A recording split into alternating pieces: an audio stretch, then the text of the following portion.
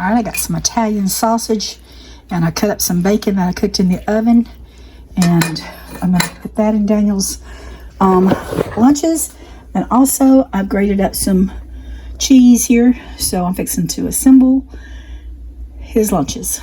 Okay, there's Daniel's egg bake for the week. I got these 4 done. I got 3 more in the oven, so that'll be 7 days. Woo-hoo!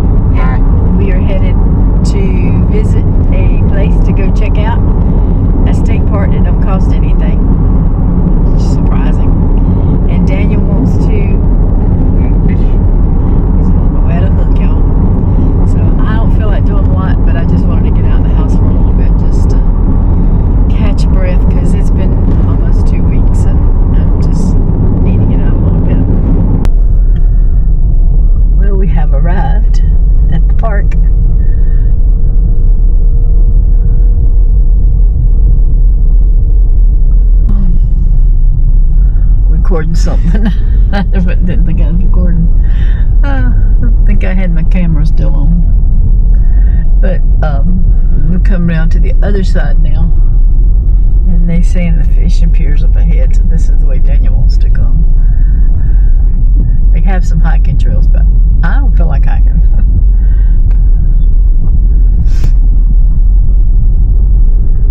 I don't feel like hiking, but you don't feel like hiking? No. But you feel like wetting a hook. I do want to wet a hook. And scouting. Huh? Scouting. You scouting. Scouting. For future time. Yeah, for future adventures, right? Yeah. Yeah. Who knows? I might want to go hiking by myself. That's right.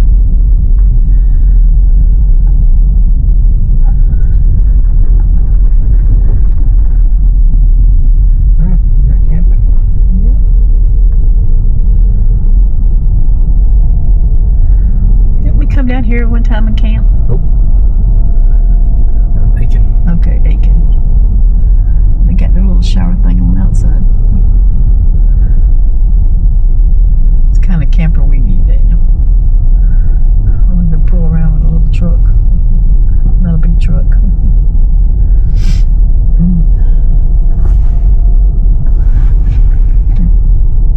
So Daniel's walking down the hill.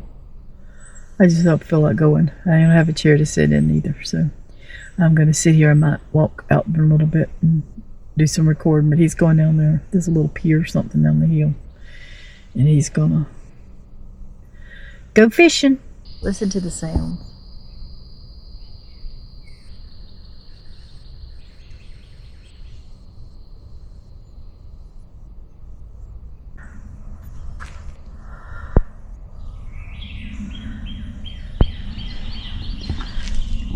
So Daniel's somewhere over there. I'm not exactly sure where he's at, but he's down there fishing. And I just thought I'd get out for a minute and show y'all what down the hill looks like. They have some paths, which I don't feel like taking. And then you walk down. There's a pier down there to the pond. But it's just very peaceful, y'all. And if I'd had a chair, I'd have probably walked down there and some mosquito spray. Definitely need some mosquito spray. I'd have walked down there with Daniel. But if I felt like it. Well, how was it, Daniel? I caught the biggest nothing in my life. That was the biggest nothing I've ever seen. I mean, it was huge. That nothing, it was something. Mm. I didn't catch anything. We know. It's got a lot of grass in it, but I mean it's a natural park, so it's going to have a lot of grass in it. But Was it snaky? not too terribly bad. You might not like it. I came to the edge. I just Yeah.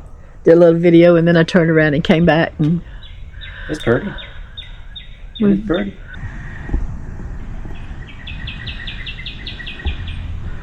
Watch out for alligators. I see the sign saying watch out for alligators. There's a trail there. I remember the boys walking that trail. I'm not going for it because I left my pocketbook and I just don't feel like do a lot of walking today. So, but anyway, just thought I'd bring it here, show you how pretty it is.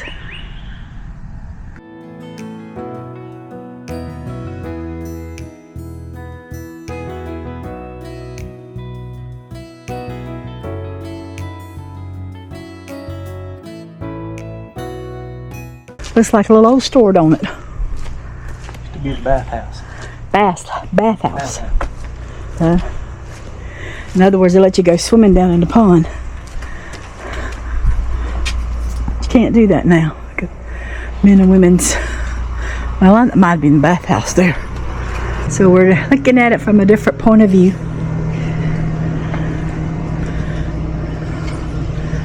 Oh, they have little boats you can get in. Yep. What I wanted to come for is right over there. Swing. Yep, Daniels will probably walk down there. You want to take them with you? It's on now. Okay.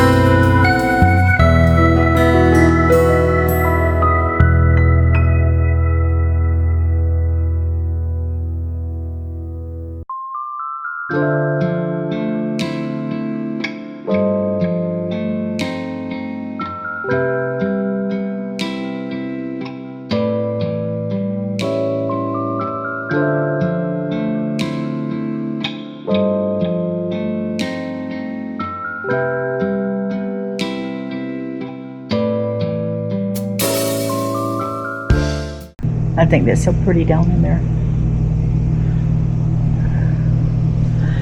So I'm sitting here in the swing, just enjoying it. But I got to keep my feet up because there's so many fire ants on the ground. Do you have fire ants where you're at? I had to go out and get us a bite to eat, y'all. Just had to. We went to the barbecue place on the way home, and I'll tell you one thing. They had banana pudding, but I only had 3 pieces of banana. And did you have? None. You had no bananas. But I had a lot of cookies. It's the kind I like, cookie pudding. Now we're just going to take a nice little drive home. And we used to come this way, and we always called it the pretty way when we came down this way. So, yeah, memories. I can sing like the corner of my mind. I don't need to be singing. I can't even talk hardly. That's just so pretty.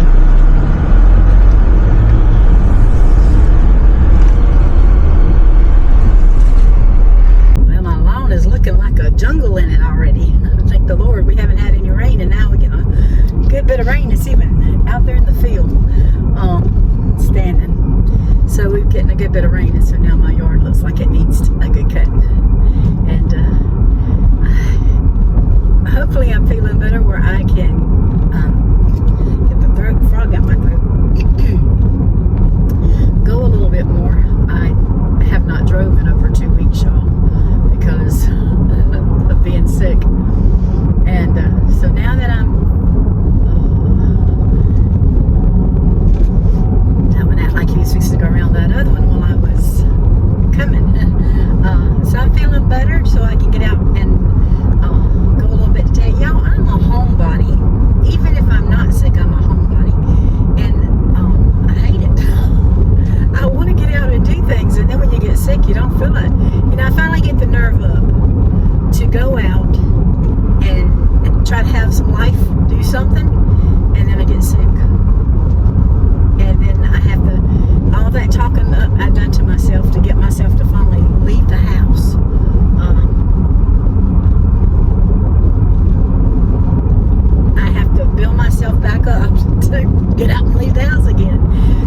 this week I said, you know, I'm going off. If it's nothing but to go to the dollar store, walk in the woods, take a ride, do something. I have to be home by 2 today because my oldest son is gifting me I have been wanting a car detail, but y'all, I can't afford it. It's rather expensive. And I just can't see doing it. So my oldest son has a friend that does it, and so he is gifting me a car detail. So I'm excited about that. So I have to be home at 2 because he's coming anywhere from 2 to 6 today, his friend. So I'm excited about that. But so I'm just having to make myself get out and go do something. So I said, I'm gonna run to the dollar store. I know that's not much, but at least it's out and about. It's better than just sitting home twiddling your thumbs. Yesterday, I got so bored because y'all, the silence can be deafening. The kids are out of school, so they're not at the house anymore. And Daniel's works, and even when Daniel doesn't work, you know, Daniel don't talk to me 24 hours a day. Daniel is very quiet. We say what we gotta say to each other, and much like much like Randy, we would say what we had to say to each other, and then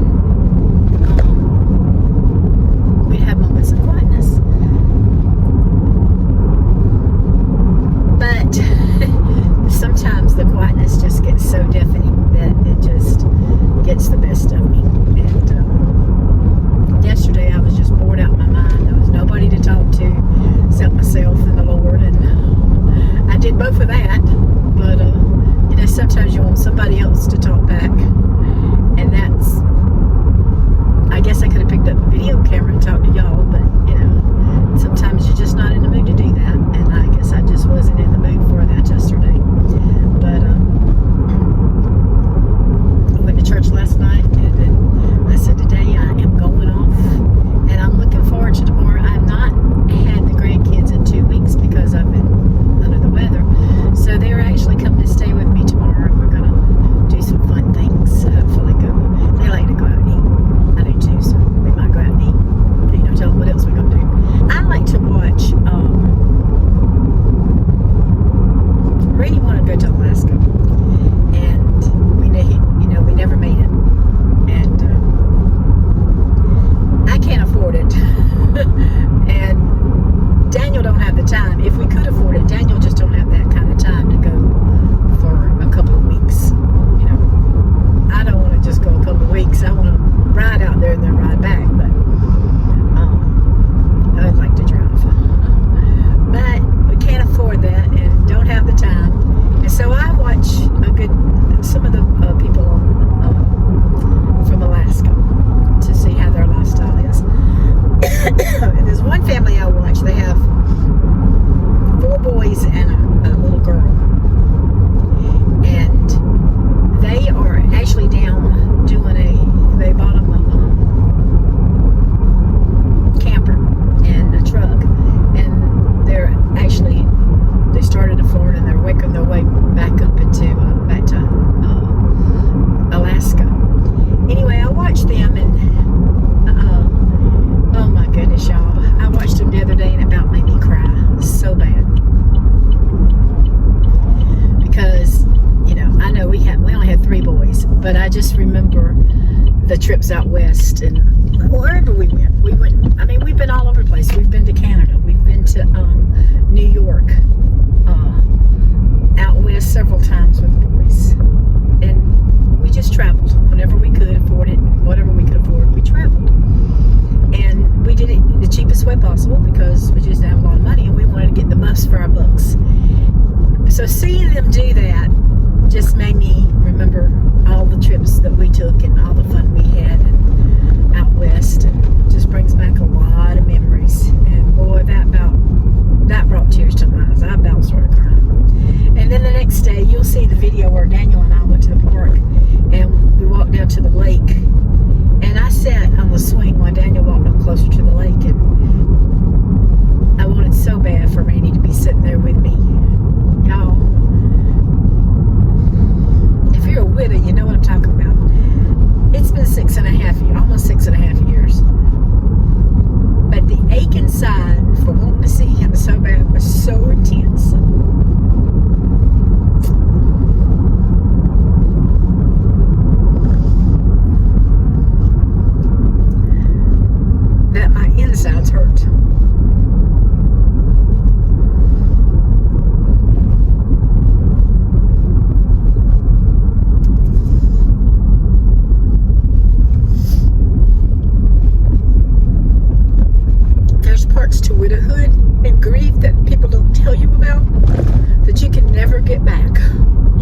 part of yourself because half of you is gone. Especially if you have a close relationship with your spouse. And I had a very close relationship with my spouse. And when he died, half of me went with him. And just waiting for the other half to go to heaven. Well, I sure didn't mean to come on here and cry like a baby this morning. But I'm just, this is life. We have to deal with the good and the bad. The good is having the grandkids tomorrow. The bad is the reality of that. It gets lonely without your spouse. It gets lonely. Even with your spouse, sometimes it gets lonely. I mean, that's, you want to be around people or something, but, and then sometimes it's just, you need to steal away and be with the Lord. And that's the most important one anyway. So when I get lonely and I just have to say, Lord, help me with this loneliness, because there's nothing I can do about it. I can't bring Randy back. So I just have to trust the Lord to get me through it. And He can get us through anything, can He? Well, see one of the pretty sights I get to see? Some goats. They're bigger than my goats. And there's a donkey. Isn't that pretty? Just enjoying the country.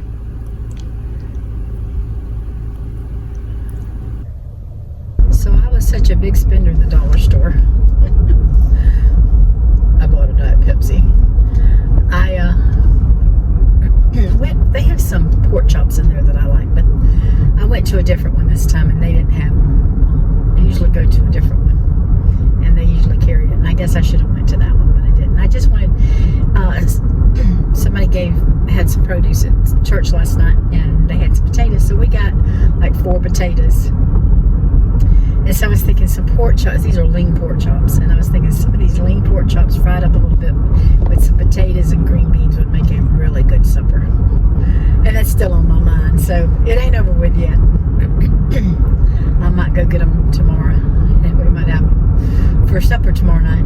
But anyway, we're going to have hot dogs again tonight because we got them. So I'm just out riding a little bit now. And who knows where the day might take me. I meant to get me something for lunch and forgot to, so I ate tuna the last 2 days, tuna and noodles, and I'm out of that, so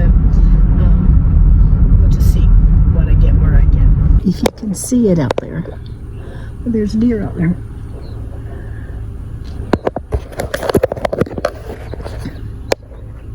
There we go. She's watching me and I'm watching her.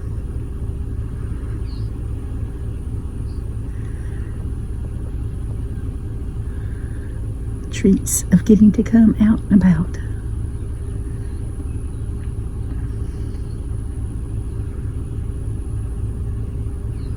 Wow, she's just standing there, y'all.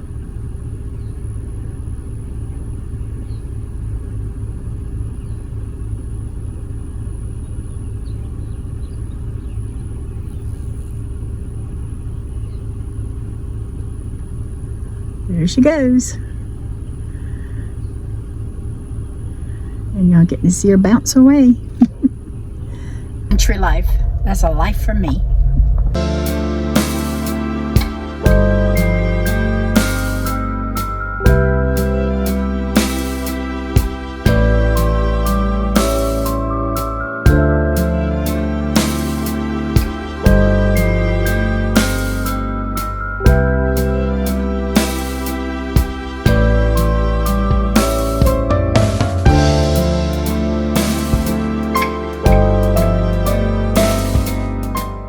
So, some friends of ours used to own that house right there. And I'll have to tell you a story about him in a little bit. But Daniel made friends with their youngest son. And they played ball together. And we just became friends and hung out and, a little bit and just had a good time with them. They no longer live there. That was a big old house. They had 4 kids. And so they, as the kids grew up, they decided to downsize and move it closer to town. So can't blame them. Their work is that way, and this is a rough road. Spots are really rough. Anyway, the man, Randy was drilling them a well, and he was standing out there with them, And I have to tell you, Randy and them didn't wear hard hats. He wore a baseball cap. After that, they learned a lesson, and they were, for most parts, I think they wore hard hats. But anyway, the guy was standing there, and something went wrong on the rig, and there's a sprocket about that big around at the top. And Randy seen Sammy. He was standing there. Next thing you look back, Sammy was on the ground. That socket had flew off the top of that rig and hit him right there. And it could have easily killed him. Oh, it could have easily killed him. I think, Lord, it didn't. He got up on his feet and he called his wife and said, "Come take me to the hospital." And she did. And so, I mean, to this day, when you could ask him about it, and he'll laugh and get up with you about it. But it was just one of those things. It was an accident, and there was nothing that could be done about it. But Randy felt bad about it. I have to tell you another story, because I want you to know that how good God is. I don't think I've ever shared this story with y'all, and I may have, but I don't think I have. And I'm sorry, I'm shaking y'all. But this road is sorry, I'm shaking y'all. But this road is really bad. There's a nursery here. They sell trees and stuff, and Randy done all their well work when he was alive, and we done it after Randy passed until we quit well drilling. So all these are memories that I come flooding back in my mind. But years ago, we had a guy that worked with us, and Randy had an air compressor that would blow out the well, and something happened to the bearings underneath at the wheel, and so they had one of the little dinky jacks. They're out there working now. Anyway, they had one of those little dinky jacks. I'm going to turn you around. You'll be able to see this. If you can see that little tank right there, the little blue tank. So right there. My honey drilled that. That was his work right there. I think that's a newer tank on there, but that was one that Randy drilled, because he was drilling a bunch of wells for him because of the nursery. But anyway, they had the air compressor, and like I said, they had the little dinky jack underneath it. Randy and Mark both climbed up under that air compressor and was looking to try to see what they had to do to fix it. Well, Randy had just got out from under there, and about that time that jack shifted, and that air compressor weighed about 3,500 pounds, fell down on top of Mark's head. And Randy, he tried to pick it up. Now, Randy was a strong man, but he wasn't that strong. And he said, "Lord, what am I going to do?" And the Lord brought to his mind of the rig. So he ran over and he got the rig and brought it back over there, set it up, and picked the air compressor up. And he got down on his knees and he called Mark. Nothing. And he started praying, "Lord, I need your help." And he called Mark. Nothing. He did that 3 times, and on the 3rd time he said, "Lord, if I've ever needed you, I need you now." And about that time, you could hear Mark gurgling. He got out from under the air compressor. Randy got him in the truck. They called 911. They met him somewhere at one of the fields. The helicopter picked him up and took him to Augusta, to Georgia. And Randy came home. Randy come and got me from where I was working. And we went and got his wife and went over there. And when we got there, well, on the way going, when Randy was taking him to meet the ambulance, Mark pulled down the mirror and looked at himself, and his eyes was bulging out. Randy drilled that well for him. But his eyes was bulging out, and he just put the thing up, and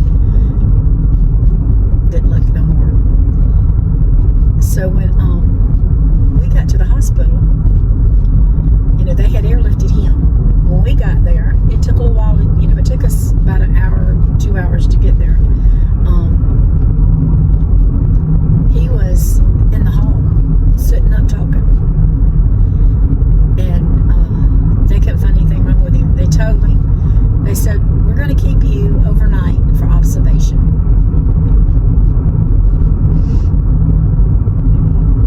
So they came in that night, and they kept him overnight, and they come in and asked him, said, Mr. Dyke, said, when have you been in a bad wreck?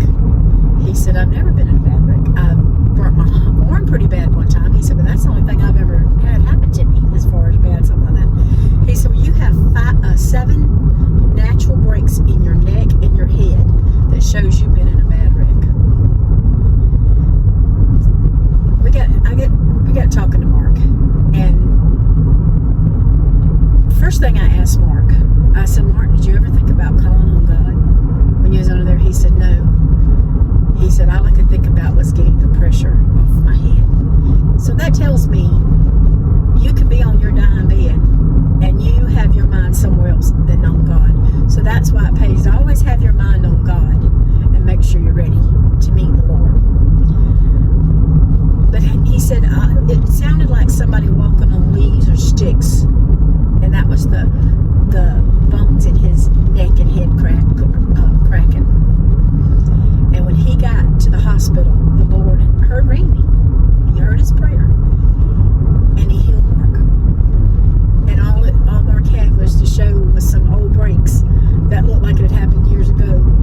They did a test, and they said, you are scientifically dead. You died, and God had brought him back to life. So you don't tell me that we don't serve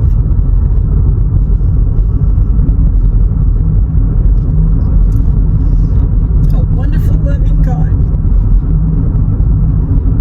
To this day, Mark still does not serve the Lord. I can't imagine why. But I said, if nothing else, Randy, and I told Randy this, I said, God didn't want you to have to live with that. And we worked on that well. Randy worked on that well, and we worked on that well. It's just amazing how, like I said, the memories are just flooding in today. But God loved Randy. He loved Mark. He loved him. He still loves him. He's still giving him a chance day by day.